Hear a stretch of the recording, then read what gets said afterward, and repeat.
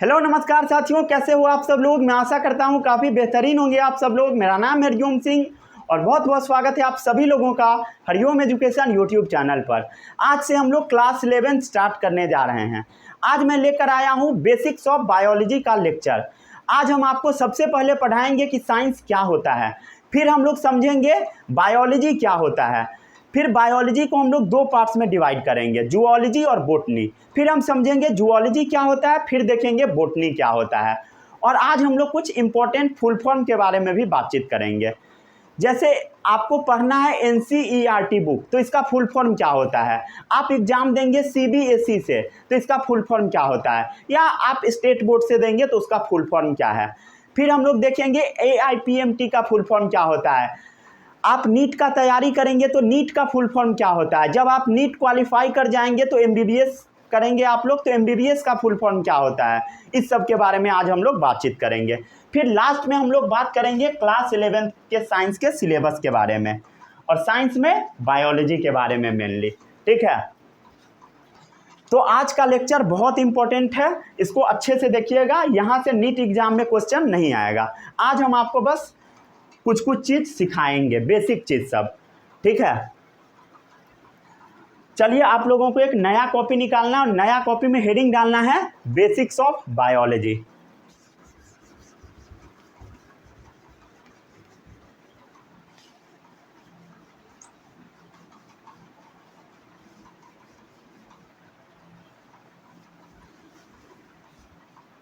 Copy में सभी लोग हेडिंग डालेंगे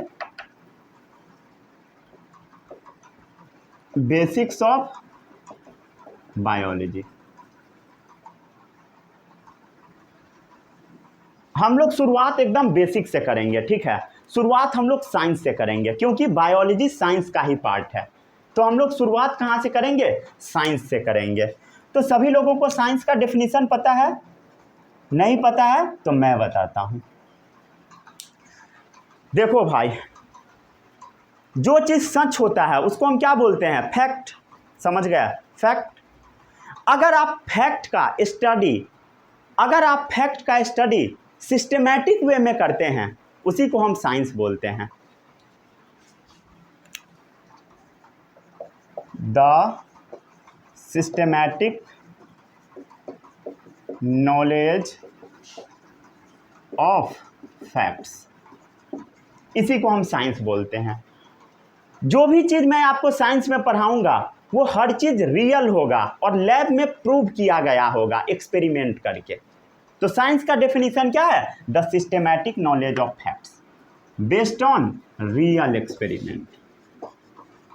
ये रियल एक्सपेरिमेंट के ऊपर बेस्ड होगा, नोन एज साइंस।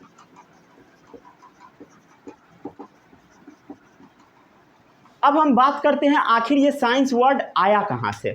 तो साइंस वर्ड एक शब्द है साइंसिया, वहीं से आया है, और ये लैटिन भाषा का शब्द है।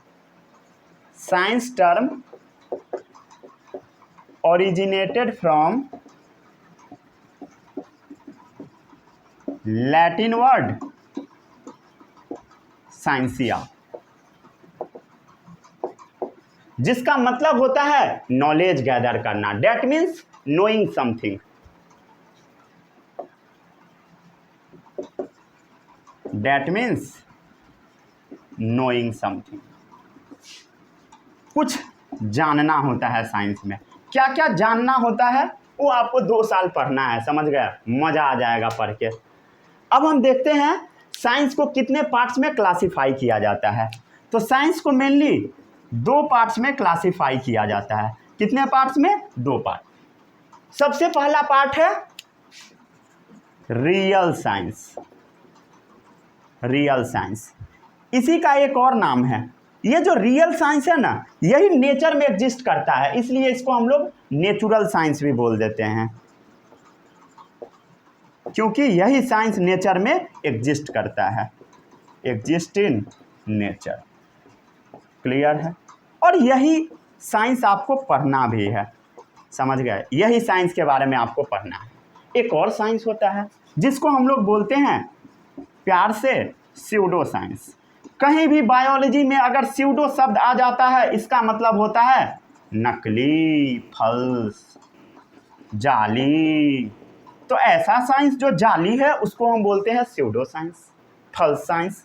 इसको लोग प्यार से सोशल साइंस भी बोल देते हैं। हम नहीं बोलते हैं, कुछ लोग बोलते हैं तो हम भी बोलते हैं, समझ गए। लेकिन ये साइंस भी पढ़ना बेहद ज़रूरी है।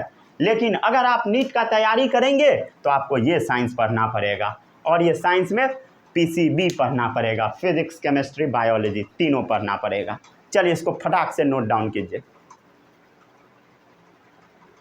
आगे बढ़े। तो हम लोग को किस साइंस के बारे में पढ़ना है? रियल साइंस के बारे में पढ़ना है।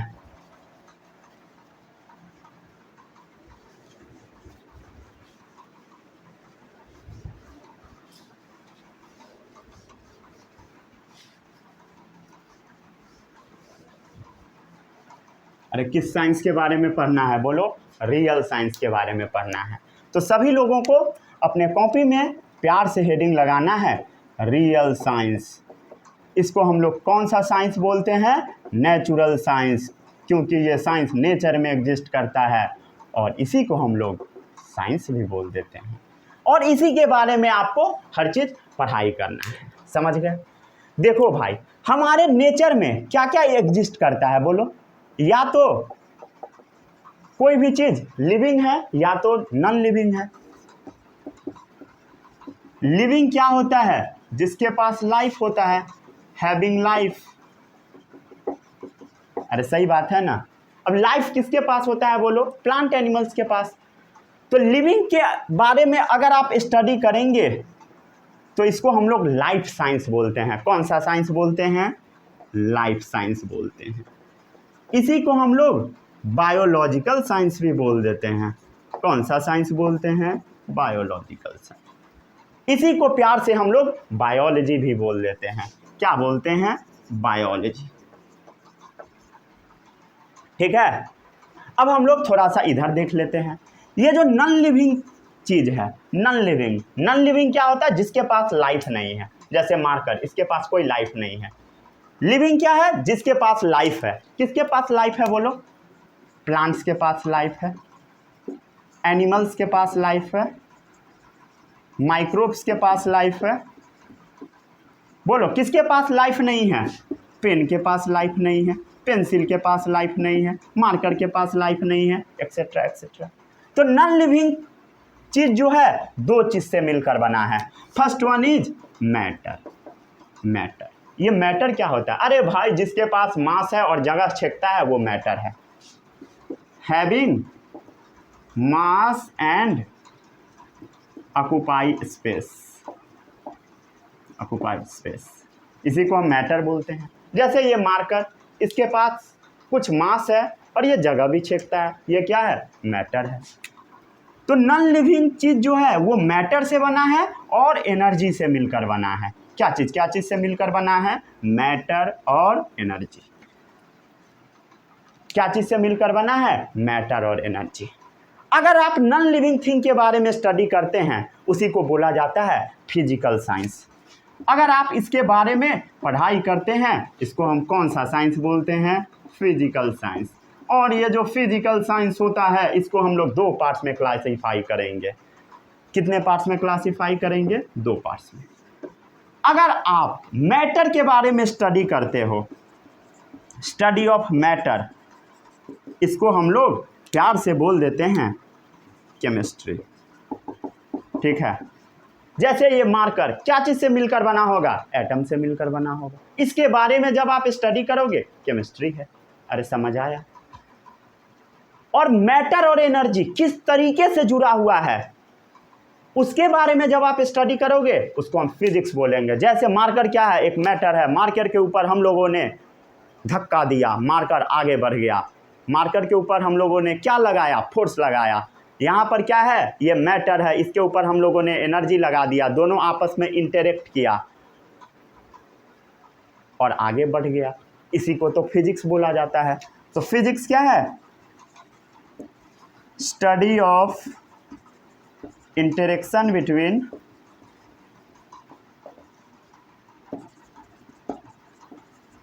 Matter and energy. मैटर और एनर्जी किस तरीके से जुड़ा हुआ है, इंटरेक्ट मतलब जुड़ा होना, उसी को हम क्या बोलते हैं, फिजिक्स। अरे समझ आ रहा है सभी लोगों को या नहीं आ रहा, समझ आया? ठीक है। फिजिक्स का एक और डेफिनेशन है, study of laws of nature. Study of laws of nature, nature का जो नियम है उसके बारे में जब आप पढ़ेंगे उसी को फिजिक्स भी बोला जाता है। दो डेफिनेशन बता दिया, अरे समझ आया? एक और बायोलॉजी के बारे में मैं बढ़िया सा बात बताता हूँ।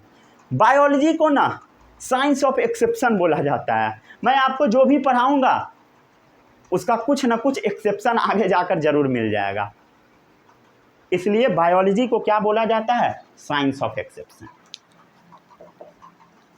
Science of exception. अरे बोलो, समझ आ रहा या नहीं? नहीं आ रहा है तो बोलो ना यार, बोलो। आया? चलो इसको जल्दी से छापो।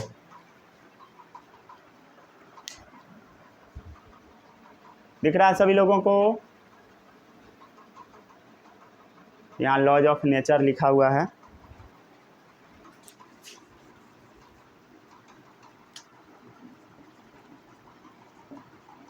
ठीक है, दिख ही रहा होगा। अरे दिखा। साइंस का एक और डेफिनेशन लिख लो, the study of physical world and natural laws. The study of physical world and natural laws.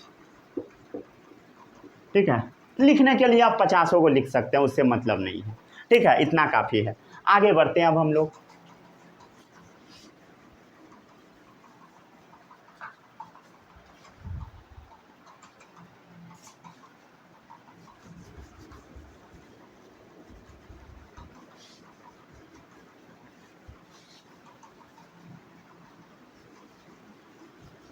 समझ में आ रहा है सभी लोगों को? बायोलॉजी पढ़ने में मजा आ रहा है या नहीं?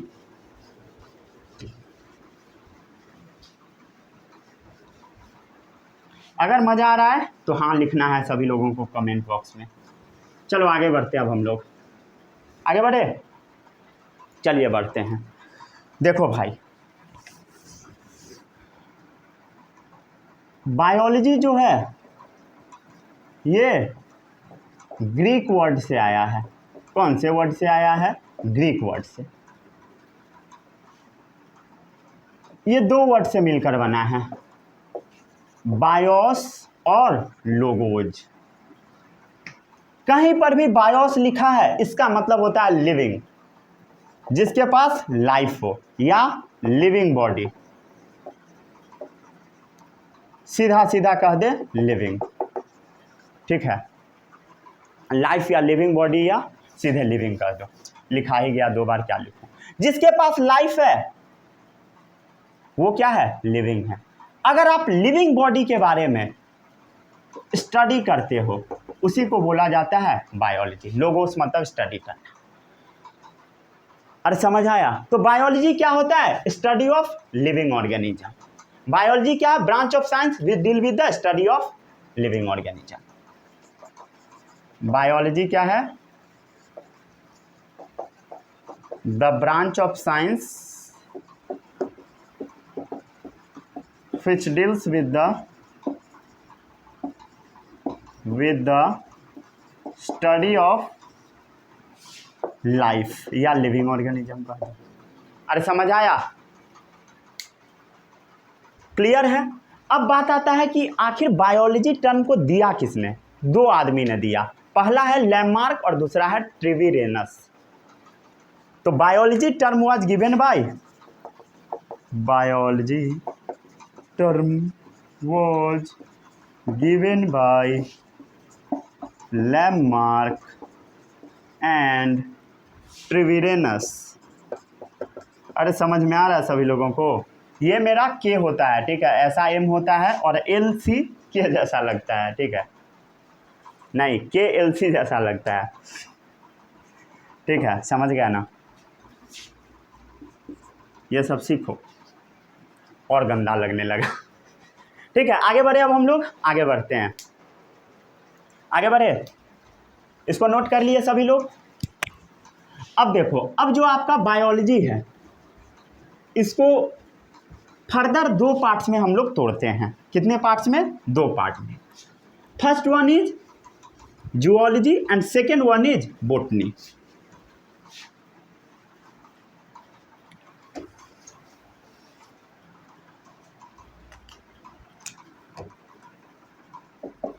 बायोलॉजी को 2 पार्ट्स में तोड़ना है। First one is botany and second one is zoology. ठीक है, हम लोग इसको जूलॉजी पढ़ेंगे। कौन सा लॉजी? जूलॉजी। नाम से क्लियर है, जू में क्या चीज को रखा जाता है? जानवर को रखा जाता है। अरे तुम्हें नहीं रखा जाएगा भाई। लॉजी किस वर्ड से आया है? लोगोस शब्द से आया है। इसका मतलब क्या होता है? पढ़ाई करना, जानवर के बारे में पढ़ाई करना। इसी को हम क्या बोलते हैं? जूलॉजी। या मैम सब जब पढ़ाएगी तो इसको प्यार से बोलेगी जूलॉजी। ठीक है, चलो बोटनी। बोटनी क्या होता है? Study of plants. अगर आप प्लांट्स के बारे में स्टडी करते हैं इसी को बोटनी बोला जाता है। अरे समझ आया कि नहीं आया? चलिए अब हम लोग कुछ इंपॉर्टेंट फादर के बारे में देख लेते हैं। चलिए, अगर कोई आपसे पूछ देता है फादर ऑफ साइंस कौन है तो आप क्या बताएंगे? अगर कोई पूछ देता है फादर ऑफ केमिस्ट्री कौन है, क्या बताएंगे? बोलो बोलो, क्या बताओगे? कोई अगर पूछ देता है फादर ऑफ फिजिक्स कौन है, क्या बताओगे? पता है सभी लोगों को? नहीं पता होगा, मैं बताऊंगा। कोई अगर पूछ देता है फादर ऑफ बायोलॉजी कौन है, हाँ ये है काम का मुद्दा। कोई अगर पूछ देता है फादर ऑफ बोटनी कौन है, पहले जूलॉजी देखो। अगर कोई पूछ देता है फादर ऑफ बोटनी कौन है, क्या बताओगे? क्लियर है? एक एक करके अब हम लोग देख लेते हैं। देखिए कितने लोगों को ये 6 सवाल का जवाब पता है? अगर पता है बहुत अच्छी बात है। सबसे पहले हम देख लेते हैं फादर ऑफ बायोलॉजी कौन है। कौन है बोलो? एरिस्टोटल। कौन सा टोटल? एरिस्टोटल। अरे क्या क्या बोल रहा हूँ। ठीक है, फादर ऑफ बायोलॉजी कौन है? एरिस्टोटल। फादर ऑफ जूलॉजी कौन है? यही है, एरिस्टोटल ही है। लोग प्यार से इन्हें हिंदी में अरस्तु भी बोला करते हैं। फादर ऑफ बोटनी कौन है? थियोफ्रेस्टस। थियोफ्रेस्टस। ये थियोफ्रेस्टस कौन है? एरिस्टोटल के स्टूडेंट है, विद्यार्थी है, एक महान शिष्य के एक महान विद्यार्थी, स्टूडेंट ऑफ एरिस्टोटल। अरे समझ में आ रहा है सभी लोगों? फादर ऑफ केमिस्ट्री कौन है? सभी को पता है? नहीं पता है? मैं बताता हूँ, लावॉइजियर। फादर ऑफ फिजिक्स कौन है? अगर आप गूगल पे सर्च करेंगे 2-3 नाम मिलेगा। कहीं पे आपको न्यूटन मिलेगा, कहीं पे आपको आइंस्टीन मिलेगा, कहीं पे आपको गैलीलियो मिलेगा, तरह तरह का नाम मिलेगा। अब बात आता है हम किसको माने? आप न्यूटन को ही मान लो, किसी को भी मान सकते हो। आदमी जिस चीज़ में मान जाए वही कह दो। अगर कोई पूछेगा फादर ऑफ साइंस कौन है, अगर आप गूगल पे सर्च करोगे तो आपको मिलेगा गैलीलियो, गैलीलियो। लेकिन कुछ लोगों का ये भी कहना है कि फिजिक्स से ही क्यों फादर को सेलेक्ट किया गया, केमिस्ट्री से भी सेलेक्ट करो। तो ले ले भाई, लावॉइजियर। अब देखो, फिजिक्स वाला का काम हो गया, केमिस्ट्री वाला का काम हो गया, बायो वाला क्यों बैठेगा? ये बोलेगा चल मेरा भी नाम डाल, चलो लिख देता हूँ एरिस्टोटल। कुछ लोगों को बुरा लग जाएगा, वो कहेगा नहीं आइंस्टीन का नाम लिख, चलो लिख देता हूँ। कोई बोलेगा नहीं नहीं नहीं नहीं ये सब हम नहीं मानते, न्यूटन का भी नाम लिखो, लिख देता हूँ न्यूटन। ठीक है, तो ये सब क्या है बताओ? कुछ इंपॉर्टेंट फादर है। अब मैं आपको इतना सारा नाम बता दिया, कोई पूछेगा नहीं हमको एक ही नाम बताओ, तो आप उसको गैलीलियो बता देना। ठीक है, अगर कोई पूछेगा इधर तो न्यूटन बता देना। समझ गए? जितना भी झोल था सब मैं आपके सामने रख दिया। चलिए आगे बढ़ते हैं अब हम लोग, जल्दी से इसको छापो।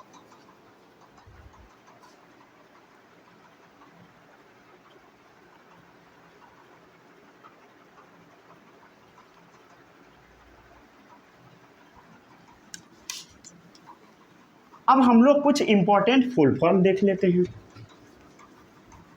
मैं देखता हूं कितने लोगों को ये सब पता है। लिखो तो एनसीईआरटी का फुल फॉर्म कमेंट बॉक्स में। नहीं पता है अरे भाई ये सब याद कर ले, ठीक है, कोई पूछ के समझ गया ना, खिंचाई कर देगा। ठीक है, बेसिक बेसिक चीज है, ये सब पता होना चाहिए फुल फॉर्म्स। चलो सबसे पहला फुल फॉर्म है एनसीईआरटी का।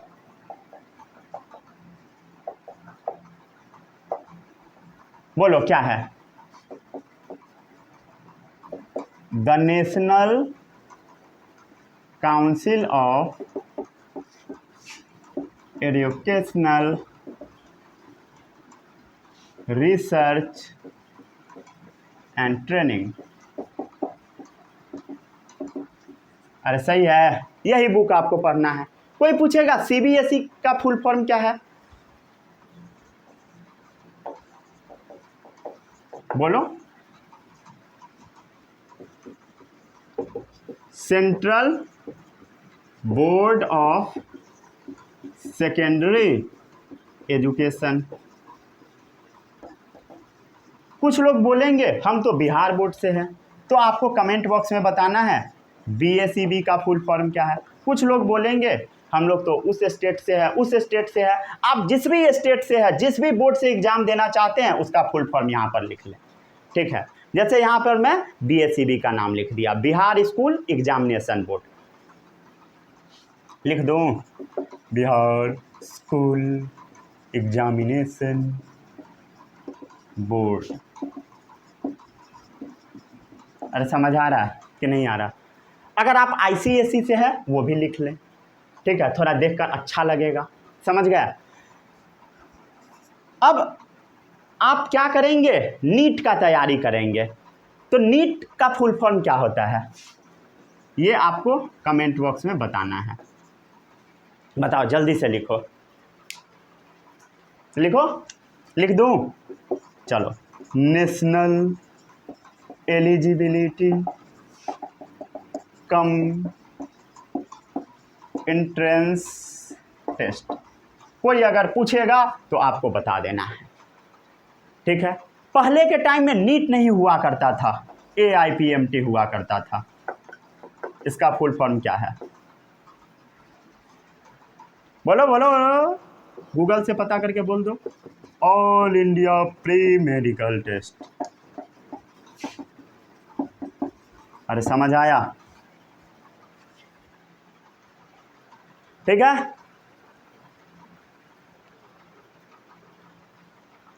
क्लियर है, क्लियर है, क्लियर है।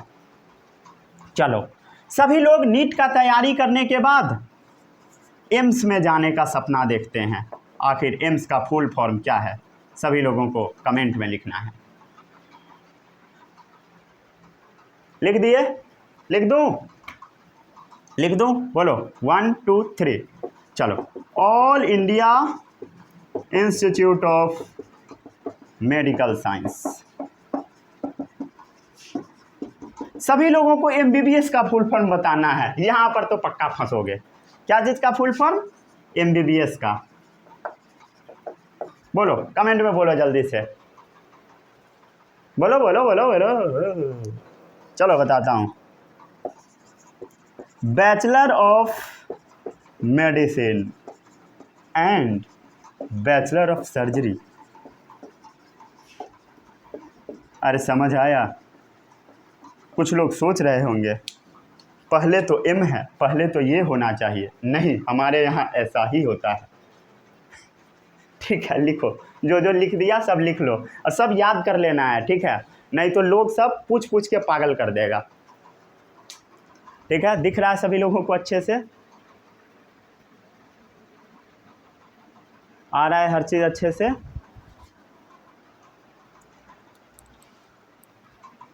रब कर दूं क्या?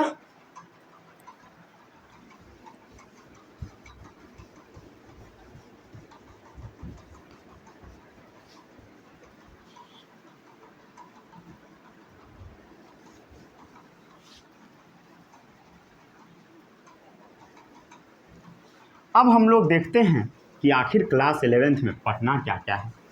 क्लास 11th का सिलेबस हम लोग देखेंगे।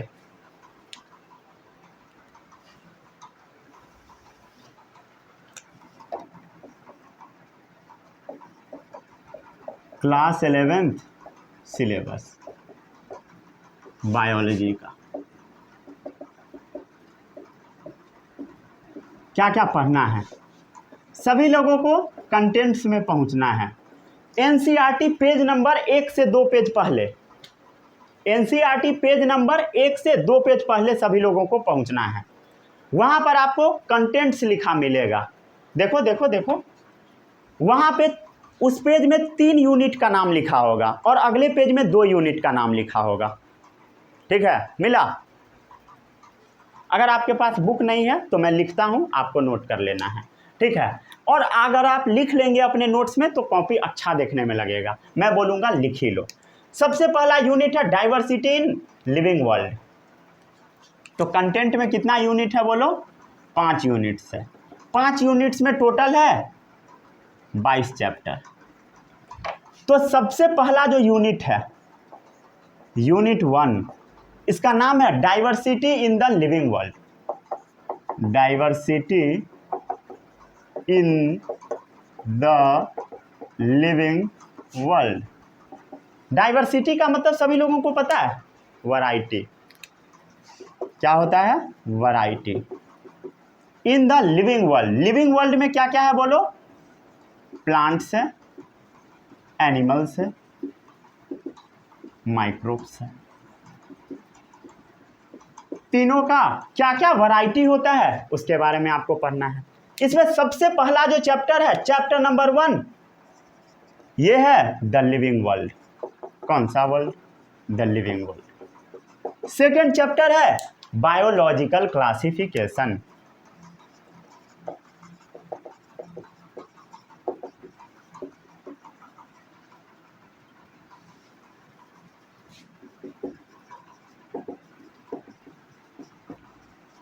थर्ड चैप्टर है प्लांट किंगडम। कौन सा kingdom? Plant kingdom. Chapter number 4 है एनिमल किंगडम। कौन सा किंगडम? Animal kingdom. ये चैप्टर है बोटनी का। कहाँ का? बोटनी का। ये चैप्टर, ये भी बोटनी का। ये चैप्टर कहाँ का है? ये भी बोटनी का है, क्योंकि प्लांट आ गया। ये चैप्टर कहाँ का है? जूलॉजी का है। क्लियर है? अब आता है अगला यूनिट, यूनिट नंबर 2। इसका नाम है structural organization in plants and animals. Structural organization in plants and animals. इसमें 3 चैप्टर दे रखा है। चैप्टर 5 है morphology of flowering plant. Chapter 5 क्या है? Morphology of flowering plant. अगला चैप्टर है anatomy of flowering plant. Anatomy of flowering plants. इसके बाद वाला चैप्टर है animal tissue, structural organization in animals. Structural organization in animals. ये जो चैप्टर है मॉर्फोलॉजी ऑफ फ्लोरिंग प्लांट, ये है बोटनी का चैप्टर। ये जो अगला चैप्टर है एनाटमी ऑफ फ्लोरिंग प्लांट, ये भी बोटनी का है, क्योंकि प्लांट के बारे में पढ़ना है। ये जो चैप्टर है स्ट्रक्चरल ऑर्गेनाइजेशन इन एनिमल्स, ये है जूलॉजी का चैप्टर। चलो सभी लोगों को जल्दी जल्दी छपाई कर लेना है। दिख रहा है हर चीज? हाँ दिख रहा है, बढ़िया एकदम। आगे बढ़े, अब हम लोग बढ़ते हैं। तो ये है यूनिट नंबर 1, ये है यूनिट नंबर 2। ठीक है, ये सब का मतलब क्या होता है जब आप चैप्टर पढ़ेंगे तब समझ में आ जाएगा। ठीक है, आगे बढ़े अब हम लोग।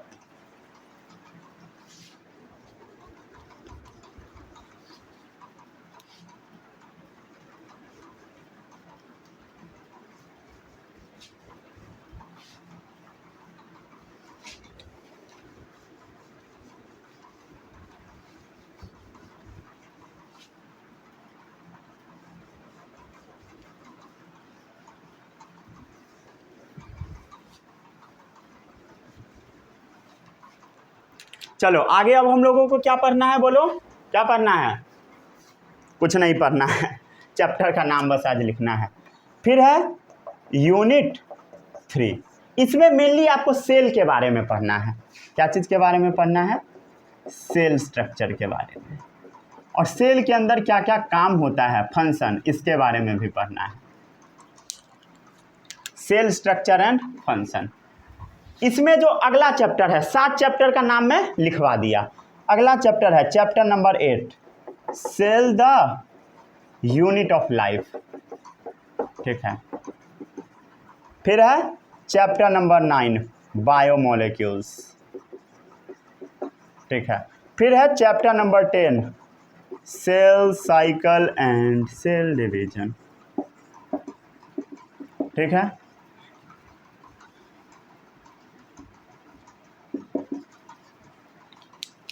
ये चैप्टर क्या चीज़ का है? तो तीनों का तीनों चैप्टर बॉटनी का है, समझ गए। कुछ लोग बायोमोलिक्यूल्स को जूलॉजी भी मानते हैं, लेकिन हम बॉटनी मान के ही पढ़ाएंगे, ठीक है। कहीं कहीं पर जूलॉजी वाले टीचर भी इसको पढ़ाते हैं, लिख ही देता हूँ, नहीं तो कुछ लोगों को डाउट हो जाएगा, ठीक है। आगे बढ़े अब हम लोग। अब अगला है यूनिट 4। यूनिट 4 है प्लांट फिजियोलॉजी, ठीक है। प्लांट फिजियोलॉजी में टोटल 5 चैप्टर्स है। प्लांट फिजियोलॉजी का जो सबसे पहला चैप्टर है वो है ट्रांसपोर्ट इन प्लांट्स, और एनसीईआरटी बुक में chapter number 11। NCERT page number 1 से 1 पेज पहले ये वाला लिखा हुआ है, प्लांट फिजियोलॉजी वाला। अरे भाई बुक नहीं है क्या? अरे ये देखो, एनसीईआरटी पेज नंबर 1 ये है, दिख रहा है सभी लोगों को। और पेज नंबर 1 से 2 पेज पहले ये वाला जो मैं अभी तक लिखवा दिया, सेल तक दे रखा है इसमें। और यहाँ से 1 पेज नंबर ये है, उससे 1 पेज पहले ये वाला, यही वाला लिखवा रहा हूँ, ठीक है। तो घबराने का जरूरत बिल्कुल नहीं है। तो अगला चैप्टर क्या है? ट्रांसपोर्ट इन प्लांट्स, ठीक है। फिर अगला चैप्टर है मिनरल न्यूट्रिशन। कौन सा न्यूट्रिशन? Mineral nutrition. इसके बाद वाला चैप्टर है photosynthesis in higher plants, photosynthesis in higher plant. Plant भी 2 टाइप का होता है, हायर प्लांट्स और लोअर प्लांट्स। ये क्या है? अरे सब पर हो गए भाई। अगला चैप्टर है रेस्पिरेशन इन प्लांट। इसके बाद आपको पढ़ना है कुछ हार्मोन्स के बारे में, plant growth and development, plant growth and development, ठीक है। इसमें पांचों का पांचों चैप्टर बॉटनी का है, ठीक है। आगे बढ़ते हैं अब हम लोग। इसको नोट कर लिए?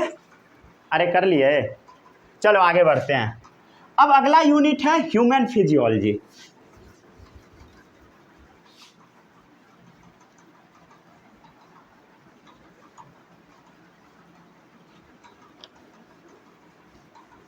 अगला यूनिट कौन सा है? कौन सा यूनिट है बोलो?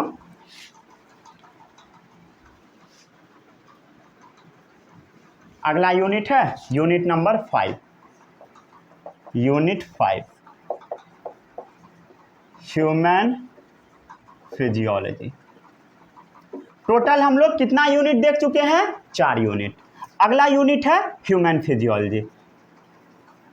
15 चैप्टर के बारे में अब तक हम लोग देख चुके हैं। चैप्टर नंबर 16, 17, 18, 19, 20, 21, 22, इतना ह्यूमन फिजियोलॉजी का चैप्टर है।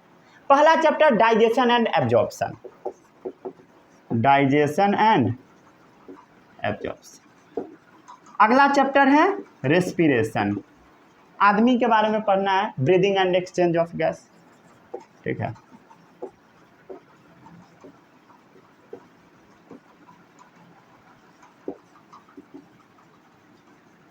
अगला चैप्टर है सर्कुलेशन, जिसमें ब्लड के बारे में पढ़ना है, बॉडी फ्लूइड एंड सर्कुलेशन।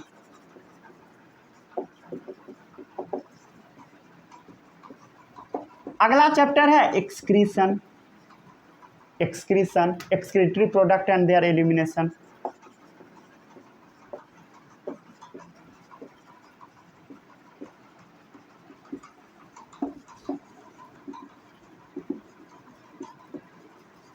इसके बाद अगला चैप्टर हड्डी के बारे में पढ़ना है, लोकोमोशन एंड मूवमेंट, मसल्स के बारे में भी पढ़ना है, ठीक है। इसके बाद जो चैप्टर है वो है neural control and coordination,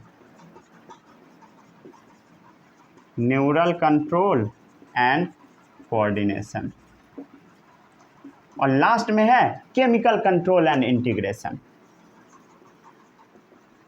chemical control and integration. ये सातों का सातों चैप्टर जूलॉजी का है। अरे क्लियर है? चलो इसको जल्दी से छापो, ठीक है, छाप लिए।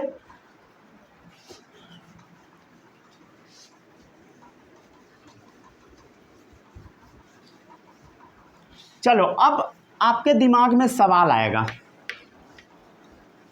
क्या सवाल आएगा कि चैप्टर हम लोग कहाँ से स्टार्ट करेंगे, ठीक है। देखो मैं आपको लिखते जाता हूँ, ठीक है, आपको समझना है। चैप्टर 1 2 3 4 5 6 7 8 9 10 तक हम लोग लिखते हैं। देखो भाई, चैप्टर 1 से स्टार्ट कराया जा सकता है तो आपको चैप्टर 1 पूरा समझ में आ जाएगा, लेकिन चैप्टर 2 आपको समझ नहीं आएगा, चैप्टर 2 आपको समझ नहीं आएगा। चैप्टर 2 समझने के लिए सबसे पहले आपको सेल समझना पड़ेगा। क्या समझना पड़ेगा बोलो? सेल समझना पड़ेगा। तो स्टार्ट हम लोग कहाँ से करेंगे? सेल से करेंगे, ठीक है। सेल के बाद अगला चैप्टर है बायोमोलिक्यूल्स, ये भी आपको समझ नहीं आएगा। सेल के जस्ट बाद बायोमोलिक्यूल्स समझ नहीं आएगा, तो सेल के जस्ट बाद हम लोग पढ़ेंगे सेल डिवीजन। कौन सा डिवीजन? Cell division. और सेल डिवीजन के बाद हम लोग पढ़ेंगे चैप्टर नंबर 1, फिर देखेंगे 2 3 4, उसके बाद आगे चलता चला जाएगा 5 6 7, उसके बाद हम लोग देखेंगे यूनिट 4, फिर हम लोग देखेंगे यूनिट 5, और लास्ट में हम लोग पढ़ेंगे बायोमोलिक्यूल्स, ठीक है। ये पैटर्न अगर आप फॉलो करेंगे तो आपको बहुत ज़्यादा दिक्कत होने वाला नहीं है, समझ गए। अगर इस पैटर्न को अगर आप छेड़छाड़ करेंगे तो आपको बहुत दिक्कत होगा समझने में, ठीक है। मैं इसी पैटर्न में जनरली पढ़ाता हूँ, ठीक है, समझ गए ना। तो कहाँ से हम लोग शुरू करेंगे? सेल से शुरू करेंगे। आपको भी कोचिंग में सेल से ही पढ़ाया जाएगा, लेकिन कहीं कहीं पे चैप्टर 1 2 3 4 ऐसे करके पढ़ाया जाता है। आप कहीं से भी पढ़ सकते हैं, ये आपके ऊपर डिपेंड करता है, ठीक है। तो ये नहीं सोचना है कि चैप्टर 1 से क्यों नहीं शुरू करा, ये सोच के टाइम वेस्ट मन नहीं करना है, समझ गया। टाइम वेस्ट बिल्कुल नहीं करना, ठीक है। चलिए मिलते हैं अगले लेक्चर में। जो जो पढ़ाया सब पढ़ के आइएगा। All the best, bye bye, जय हिंद।